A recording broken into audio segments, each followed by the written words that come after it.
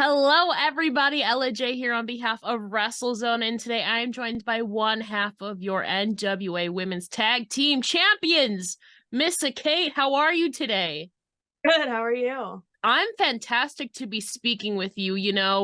We'll obviously start about talking about a pair of upcoming shows coming up for NWA. A little bit of a sad connotation to it, but it's ultimately for a good cause. Coming up on July 8th and 9th in Highland Park, Illinois, not too far from Chicago, where you're based out of. On July 8th, NWA will be holding the HP Cares for Cooper event, which will benefit 8-year-old Cooper Roberts, who was unfortunately shot in the horrific shooting that happened on the 4th of July parade at Highland Park last year.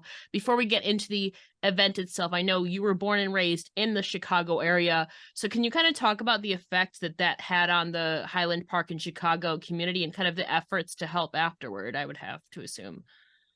Um, yeah, I mean, obviously anything like any type of shooting or anything that's just, anything like that in general hits close to home, but especially when there's kids involved, it's a little bit more, even more emotional. So, unfortunately a lot of people got hurt or lost their lives or just it was very depressing. It was a very dark time that you could just kind of feel amongst like the entire, even though Highland Park, and like how you're saying, Highland Park is right out on the outskirts, but it's still traveled over. So it was intense, but I think everyone always tries to find a silver lining and to see the community and everybody come together and then see what Billy's doing now with the community and bringing attention to it and all that stuff.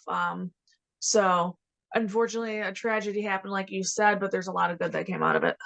Yeah, last year Billy held another fundraiser charity event for the victims of it. This one though is obviously specifically targeting the youngest victim in that horrific event, that being Cooper Roberts. So can you kind of tell us more about the HP Cares for Cooper event coming up and more about the obviously initiative behind it? Yeah, just kind of a little bit of what I was saying, is just kind of bringing awareness to what happened that day and overall, obviously it's towards Cooper. And from what I hear, he's a big wrestling fan, so I'm excited to meet him and hopefully we're there to make his day. And yeah, I'm really excited. Definitely if you're in the Chicagoland area, if you're traveling for some reason, flights are really bad right now. So if you I get stuck know. in Chicago, take a lift over and check it out. Yeah, I know. Obviously, at the time of recording this, we're coming up a big event in Canada, and Chicago is like kind of like in like directly in the path of a Yep. lot of places. So, I Oh yeah, mean, we're getting the smog. We're getting all yeah, I believe it. Obviously admission to the charity show is free. I know fans can also get VIP seats if they want to donate a minimum of $75. But the next day they will also be treated to a round of television tapings for Power. Like we said, you were born and raised in Chicago. Can you share some of your favorite memories in the city of Chicago in and outside of wrestling? Ooh, outside. Well, I don't want to encourage bad behavior, so maybe I won't say too many of those. But um, but no, just wrestling in Chicago in general. I always say Chicago, no matter what, is the heart of wrestling, not just indie wrestling, wrestling in general as a whole. Because there's a lot of diversity, there's a lot of different styles that are welcomed.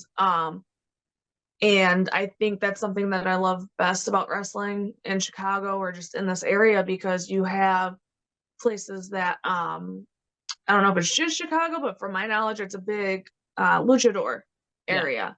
There's lucha shows all over the place. And if you take somebody who's never been to one, it's interesting to see their reaction to it. And then you have other places that might be more of the indie style, if people like to say, which is like the flashy moves and the acrobatic and crazy stuff like that. And then you have other crowds that are like the old school 80s that, they just want to see like the theatrics, and then you get other crowds that want to do the hard. So it's a very um educational place to be if you are somebody who's trying to like really become a worker in this business because you kind of learn all different types of styles and psychology and everything that goes along with it. I'm curious, like you said, a lot of people are enticed or drawn to the Chicago area. It's definitely a hub for a lot of wrestling from what I've seen. You know, you were born, raised there. Now you're working a lot of in and around the Chicago area. Like you said, it's very diversified. So I'm curious for you, who are some performers that within that Chicago kind of hub you enjoy watching or working with? Um, trying to think. A lot of people. So it's cool because I feel like in the recent years, Chicago, it in a not in a bad way, but indie wrestling right now is extremely oversaturated Yes. because I feel like it's in the past few years has become the popular thing again. So everyone's like, I want to try.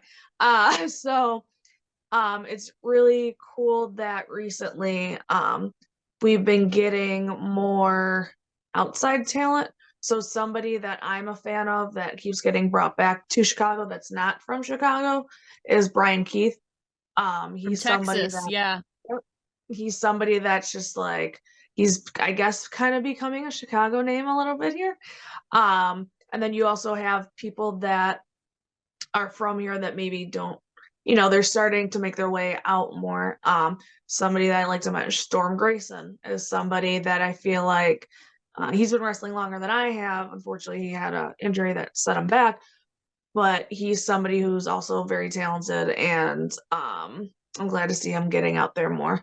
But yeah, I feel like right now, if anything, a lot of there were a lot. Oh, and the Bang Bros tag team. Hello, sorry, Yeah. I can't go on without mentioning them. But like they're a homegrown, and they're an actual like set tag team, and they've been traveling together, and kind of since they've been training together, they clicked, and they're so much fun to watch. But I could go on for a minute, but yeah, it's just interesting to see because I feel like there was a spike of a bunch of specifically like Chicago wrestlers, Mhm. and then a bunch of them got signed or other Yeah. life things happen, and they're like, you know what, I actually want to be a person, not. Mhm.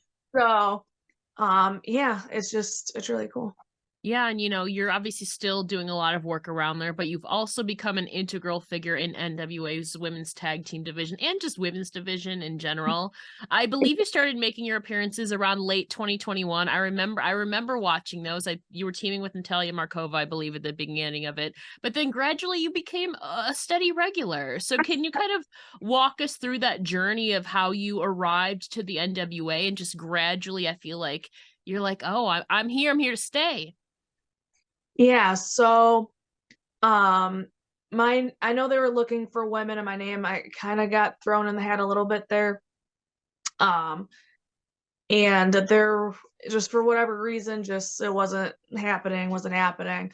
And then unfortunately Lady Frost, for the pay-per-view or the weekend that I tagged with Yeah. Natalia, she was originally supposed to tag with Lady Frost. Lady Frost got sick, so she couldn't make it. So I got the phone call. Well, technically a text. Nobody really calls on the phone anymore. Fair. But which I'm like, I prefer phone call. Old school. But yeah, so I kind of got the text of like, "Hey, are you free this week?" And I'm like, "Yes, I am." And then just kind of off to the races there. So yeah, it's very interesting to see where I was kind of like, I didn't even know if I was gonna get my foot in the door here to now I have this. Yeah. So not too shabby. I'm not too mad at it. Yeah, you've worked your way through the rankings, and earlier this year, like you alluded to, you and Maddie Runkowski on the Indies, Maddie and NWA became the NWA Women's Tag Team Champions. Prior to NWA, I don't think you and Maddie ever even touched. She's based around the Texas area, but now you're partners and running strong with the titles. Can you tell us more about this pairing and kind of the evolution of your friendship with Maddie? Yeah, so she pointed out to me too, which I didn't even realize that weekend that I was first at NWA was her first experience also. Yes. So I'm like, oh, see, everything's like meant to happen for a reason. Kind of right off the bat, because her and I were the new kids on the block. So we kind of were like, because of that, we kind of started a little bit of a friendship. And then over time, when we kept getting called back, um, we kind of just stuck together. And I think between and she'll say it a lot too, we're both very rough around the edges. I have no filter where she has one a little bit more included in her anatomy. Uh but yeah, I just think overall her and I click because of that, and we know what you see is what you get sort of thing. We're not really going to BS each other. And there's one weekend specifically I was making a joke because it was just kind of like her, myself, and Kylan were like three amigos just kind of like hanging out, but Kylan was doing her thing and trying to get the title from Camille. So there's a lot of Maddie and I hanging out, and there was a time when her and I went to the ring, like before the show, just kind of like rolling around and stuff.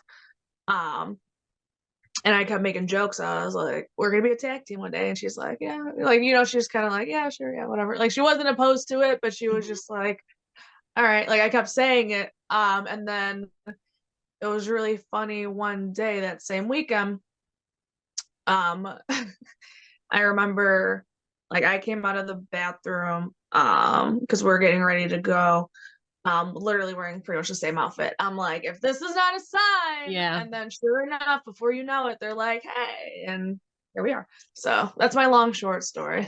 M95 is here. I assume it's because you're both born in 95. I'm born in 97, unfortunately. I don't make the cut. But but It's okay. 90s I'll give babies you a for pass. life. I feel like too, working so closely with someone now, I'm sure you're bound to learn from or maybe adapt some of her mannerisms and vice versa. So can you kind of tell us some of the things that you've learned from working with or maybe adopted from working with Maddie? I don't think I'm gonna make better facial expressions than her. I'm working on it. Uh, she's She's kind of hilarious. the queen at that. I have to give her that. I know, it's insane. I'm very jealous.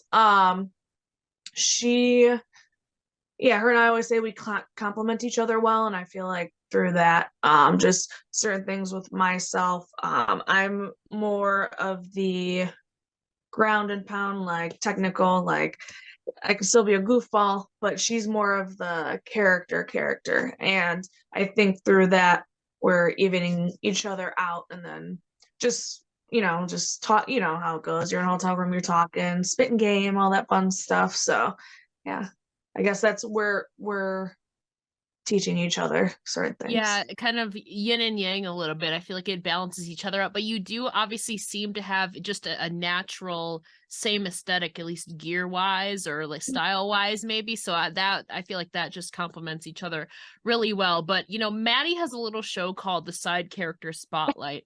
Obviously, you and Maddie are the main characters here, but who would you say are the current side characters in your story right now? Ooh,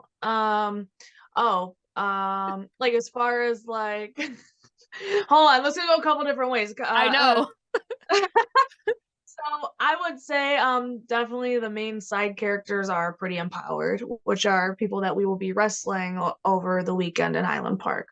Um, there's a bunch of little kids trying to act like they're not, but they need to sit down. It's the little kids for me. Yeah. No, yeah, this is a big girls game. Like go Yeah. back to the playground, play with your Play-Doh, your Legos, and That's funny. That's funny. It's obviously you two have captured tag team gold, but I mean, what else are you envisioning in goals for M95 right now this year? I always say we have two arms and there's two other women's title belts available. That's So why not have M95 take all of the gold? But yeah, so I mean, that's one goal for both of us. But I think ultimately her and I want to bring attention to women's tag teams. There aren't a they're starting to emerge a little yeah. bit. There's a few, but there aren't any like set female tag teams. So we're kind of hoping to inspire and kind of like bring that out because we want competition. They're Mhm. not going to beat us, but they can try. So just I guess kind of from that overall because there's been such like I feel like there's been when it comes to women's tag teams, it's like and so we're kind of hoping to hit a wave and kind of like make sure when we're involved that wave doesn't come down. Now, you mentioned, you want all the gold. Now, the question is, which one do you go after? Do you go after the Beast Camille for the women's world title, or do you go after Kenzie for the women's television title? That's the question. Who goes after what? That's a good question. We'll have to rock, paper, scissors. Okay. Yeah. I mean, we could both try, and then whoever gets whatever first, That's a fair point. It's fair and square down the middle. Yep. But as outside of the NWA bubble, you're still looking to cement and build your career too on the independents and all of that. So for you as a singles competitor, what are you kind of aiming for in this next chapter? So kind of not tag team wise, but what are you hoping for yourself as a singles competitor going forward in this next chapter? Throughout like wrestling in general, not just NWA, I just kind of want to branch out, go to different countries. I want to learn other styles. I do want to personally dive deeper into intergender wrestling. I've dabbled in it here and there throughout my career. But yeah, that's something, I guess, intergender wrestling and kind of telling more stories overall. Telling more stories.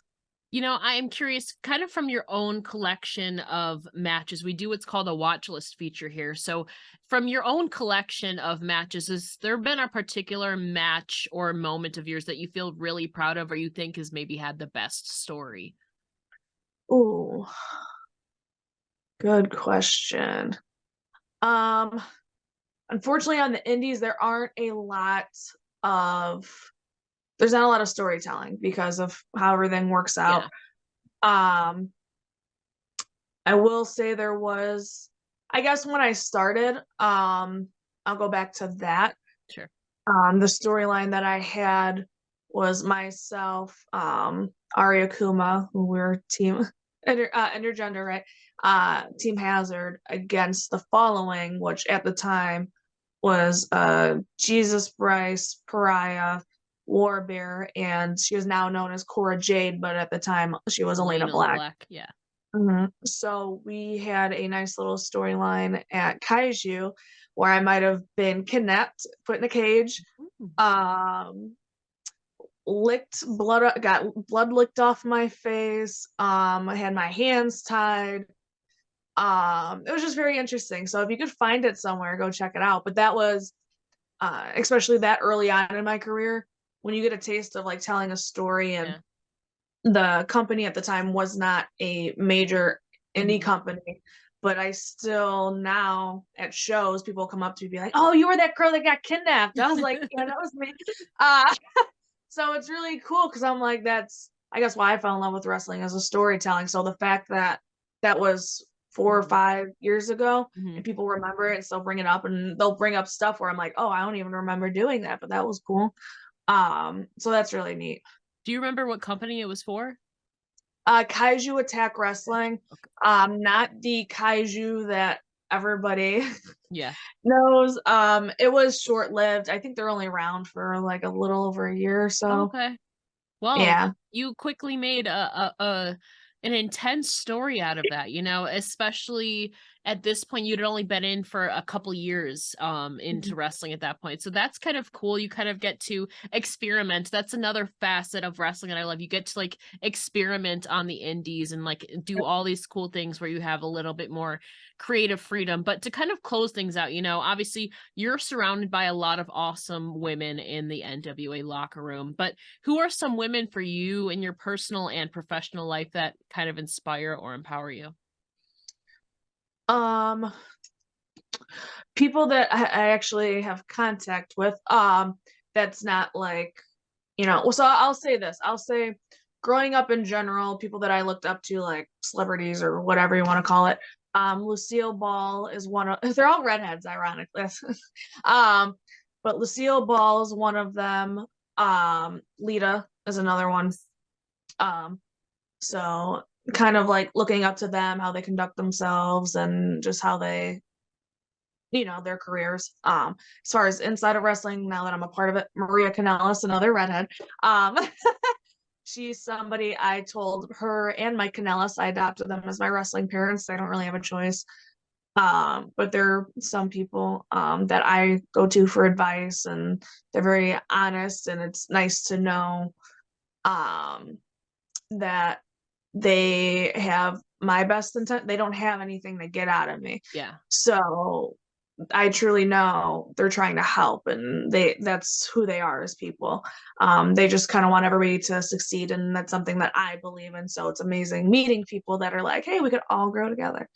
And then a final person I'll mention, Robert Ego Anthony. He's somebody who actually, he's the one that got my foot in the door to NWA. So he's somebody else who also is very brutally honest with me, which I love and I need that. But somebody that he helps a lot with the business side of this, which I was completely ignorant of, because I was just like, yeah, I love wrestling. I could figure some athletics out, but people don't realize, like, I remember hearing in podcasts like, oh, wrestling's only 10% of it. Like, what are you talking about? I'm like, how can the wrestling be only 10% of it? And I was like, crap. Like, once I got in, it was so true. It's just psychology, presentation, business, travel. Yeah. That's just some of it. You need to be your own agent. You need to be your own manager. You need to be your own personal trainer. You need to be your own marketing. Exactly. Yeah. It's like my salary. I should have multiple salaries. Yeah. But yeah. Yeah, but I'm curious kind of quickly, you mentioned Mike and Maria. I absolutely adore them. They've been doing so much and being mentors to people inside the wrestling space while they're still active themselves. What are some of the things that they have kind of taught you that still sticks with you? I guess overall the most important thing is, you're going to have people that are going to have their vision of you, but always stay true to you. So you're always going to have people, oh, I don't like how you did that. Oh, I don't like how this looks. Oh, I don't like just constantly and trying to change you and stuff like that. And, it's and they say, change could be good. And if it's like, if this isn't going to hurt you and this is not something that's like, that you don't believe in, it's like not against your morals, then, worst case, try it out. If it doesn't work, it doesn't work. Or if it's something that you're really like, no, this is something that's me, I'm not changing that, don't be scared to say that too. So that's something, I guess, be true to yourself, and just knowing that people like them and people that really support you and understand you and all that fun stuff have your back. So just be true to yourself. Yeah, and I mean that's especially hard to do in wrestling, but standing your ground and kind of knowing your worth too is another part of it. But this has been a pleasure chatting with you. Before we let you go, can you let the listeners know where they can find you on your socials? I'm horrible at this. All right, ready? It's okay. Find me, Missa Kate 11 at Instagram and Twitter. It's the same handle, MISSAKATE. Yes, my name is pronounced Missa, not Misa. I've never seen Star Wars, so. Oh, really? Oh, maybe I'm not a Star Wars fan, so I wouldn't have even known that. But. Oh, okay. Yeah, everyone always calls me. They're like Missa Kate. I'm like, no, it's Missa. M-E makes me. But yeah, so if you go to either Twitter or Instagram, I have is it called a link? Linktree. Is it a link tree? I keep saying LinkedIn, and Maddie keeps making fun of my ass. But yeah, Linktree, and that kind of just gives you fun stuff as far as like merch, exclusive content. I have a donut candle in there somewhere. But yeah, go check those out. And don't forget to check out Missa Kate coming up at NWA's pair of shows coming up at Highland Park, Illinois on July 8th and 9th. Obviously, we will have NWA Power Televisions on the 9th, but the day before is the special event called HP Cares for Cooper to benefit Cooper Roberts. Missa, thank you so much for chatting with me today. Get your ticks at nwatix.com. Missa, thank you so much for joining me today. Thank you so much. This was fun.